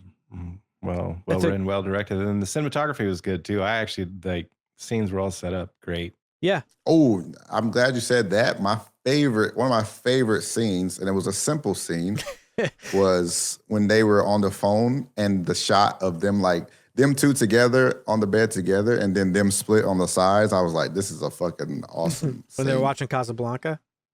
No, when they were talking like after they had sex. Oh yeah. Yep. The two friends were on the bed together, Yep. and they were talking to them, and they were like, Yeah. It was great. I just thought that was like one of the best. That's a good one. Yeah. My favorite scene. I think go ahead. Nope, you go. Okay. Mine is the simple, like they're on the dance floor and they're realizing that they're in love and they're dancing, they're cheek to cheek, and you see their faces as they spinning around, and you see the expression slowly change on both of them as they're spinning around. It's just it's just a great fucking scene. Yeah. My favorite is just a funny moment. It has nothing to do with like cinematography, I think, but it's when they're playing Pictionary? No, charades. No, Pictionary. So funny. And the friend goes, he goes, can you draw? He goes, wait, can you draw anything resembling? How does he say it? Can you? Oh, he goes, can you draw something resembling anything? As they're guessing like what she's drawing, he's like, Gorilla Man. Dude, he just kept saying this. Is that where the Family Guy scene comes from, or is that from something else? Probably. I don't even know what Family Guy scene. The Family Guy scene is like Jackal. Is it a jackal? Jackal. Maybe. Actually, maybe. I never even made that connection, but just his breakdown of like, can you draw something that resembles anything? So fucking funny. Yeah, that's a big one. But yeah, I'm glad you liked it. Like I said, it's literally my second favorite movie of all time. If Halloween didn't exist, this would be my number one. I don't remember the first time I watched it, and I don't remember why it resonated with me so much. It's just a great movie, obviously, but like, it's just one that always stuck with me. I think it holds up very well today, being that it came out in 1989. Oh man, dude, I could watch this again tonight. Oh, good. Like this. Well, that's awesome. That's how. I mean, that's the replayability. I feel like something like this. Hey, listen, replayability is big. You know, it's not the end all be all, but it is cool stuff now. Oh yeah, I should. Yeah, he's fucking hilarious. Yeah, I thought it was funny how they tried to make him look young, right? Like, just happened to shave. I'm like, dude, this guy's like 38. That's how they did it back in the day. Yeah, and then he shaves again, like 15 years later. I'm like, bro, he looks the fucking same. Well, obviously, it was the same, but I was just like, right. There wasn't any type of technology or anything they probably had to de-age or anything. But yeah. Oh, makeup. That was it. That was it, yeah. So makeup and lights. I mentioned the movie had a lasting impact. That's what I was getting at earlier when I said it helped popularize a lot of ideas about love that have become household concepts now, like high maintenance girlfriend, the transitional person, just a lot of the little like things that he talked about relationships, or she talked about with relationships too, with her friends, of like, I'm in a mourning stage, or like all the stuff. A lot of that stuff that like you think about relationships comes from this movie, which is like super interesting. But it has appeared on is number 23 on AFI's 100 Years, 100 Laughs, a list of top comedies in American cinema. Number 60 on Bravo's 100 funniest movies. There's a lot of real funny moments in this. Oh man, it's full of them, bro. Yeah, and it's a lot of it is in the dialogue. Like you said, that like kind of Vince Vaughn-esque style stuff. It's ranked number 15 on Rotten Tomatoes 25 best rom-coms. And that low. What the fuck is up there? I don't know. That I haven't fucking seen. I don't know. I'd have to take a look at that list, but that's gotta be fucking bullshit. There's no way. But it was also selected for preservation in the United States National Film Registry by the Library of Congress as being culturally, historically, that's a great list to be on, and aesthetically significant. And the all-important one on IMDb, it's 7.7. So what would you rate it, Marvin, having watched it for your first time? It's a 10. Oh, baby. Ooh. Dusty? There's no flaws. I can think of. It really doesn't give have this any one flaws. an 8.5. Okay. 8.5, yeah. Well, 9's your perfect, so why are you docking it to half a point? He doesn't even know. We're gonna get a 10 out of him one day. No, for a rom-com, I didn't laugh as much as I thought I would, having not seen it in a while. Really? Okay. Yeah. I laughed, but I thought it was funnier for some reason. Oh, you remember it being funnier. Just yes. Okay. Maybe I don't know. That's Maybe. fair. Mood, but I got to give it a 10 too. I'm with Marvin. No flaws. I mean, that's not Okay. surprising because it's my second favorite movie of all time. But I truly don't believe it has any flaws. It's great. super Great as rewatchable. It's just charming. They're great together. Like, there's just nothing really bad about it, in my opinion. And I love the title too. The title's so cool because it's like telling a story. You know, When Harry Met Sally. I love that. Especially because they literally meet instantly. Mm-hmm. But it's so much more than that happens, obviously. But yeah, it's great. Yeah. the use of the ellipses in the movie title is my favorite. Yeah, it's like When Harry Met Sally. Like what? It's because it's not saying this is what happened when Harry met Sally. It's literally it's like posing as it's like when Harry met Sally. This is what happened. Yeah. It's cool. Yeah, it is. All right, and I need a yes or no from you guys. Can men and women be friends? Or is it always complicated? I've never seen it. Yeah, I'm going with no. Yeah, I think. You think they can? Okay. All right. Mm. Well, there you have it, folks. There's our thoughts on When Harry Met Sally. Marvin watched it for the first time, gave it a 10 out of 10. What would you rate When Harry Met Sally out of 10? Based on our IMDb rating system that we like to work with. And that also, means absolutely nothing, by the way. Means but absolutely nothing. Also roast us if you disagree, because Yeah. Let us know what you think of this classic, and let us know what you think. Can men and women be friends? We really want to know. In fact, leave a comment about anything. Which one of us was today. the most wrong? Yeah. Yes. We covered a lot today. Superman trailer, of course, couple of shows, Yellowstone, Silo. Chime in on anything. Leave a like on the video. It really helps us out. Consider subscribing if you have not done so already. Only if you like what you've watched. We would really appreciate it. We do have a Discord where you could join and talk about your favorite movies and TV shows and trailers and stuff like that. That will be linked in the description. Or you can go to our website, harshlanguage.tv, where all our links and important stuff lives. But this video will be out on Christmas Eve. So we wish you all a happy holiday. Merry Christmas. Be safe. Have fun with your family. And we will catch you guys next week, where we are watching Gladiator 2. Got a lot of mixed stuff about that movie, so I'm curious to check it out. You're pumping your fist. Did you watch it already? Can't miss. No, I have not. Oh, it's not out yet, right? I don't think Oh, that's so. right. We had to move it, I remember, right? Yeah. Because it was... Yeah, it's coming out 24th. Yeah, so... All right. It's coming out on Christmas Eve on digital, I believe. All right, well, take it easy, folks. We will see you then. See you. Yeah, hasta.